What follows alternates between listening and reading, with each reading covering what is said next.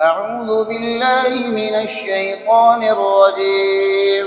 بسم الله الرحمن الرحيم.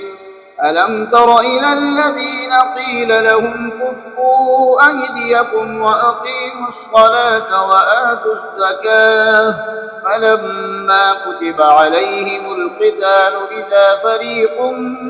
منهم يخشون الناس كخشية الله أو أشد خشية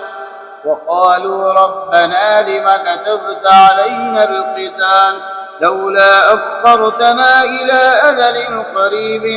قل متاع الدنيا قليل والآخرة خير لمن اتقوا ولا تظلمون فتيلا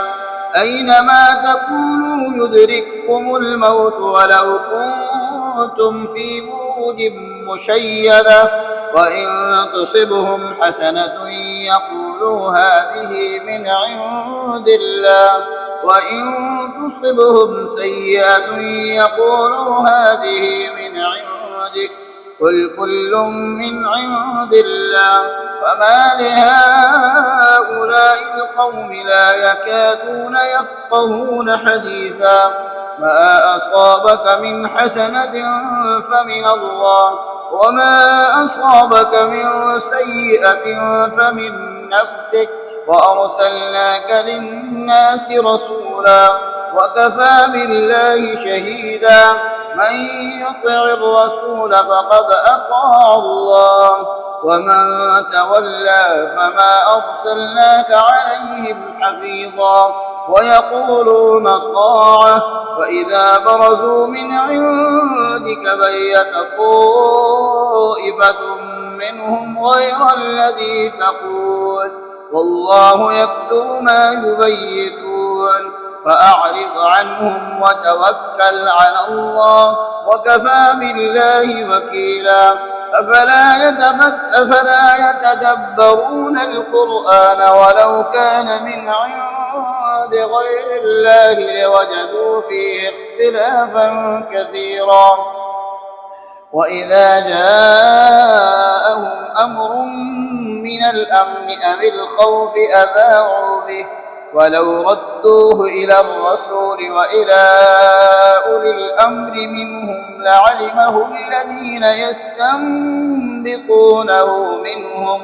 ولولا فضل الله عليكم ورحمته لاتبعتم الشيطان إلا قليلا فقاتل في سبيل الله لا تكلف إلا نفسك وحرض المؤمنين عسى الله أن يكف بأس الذين كفروا والله أشد بأسا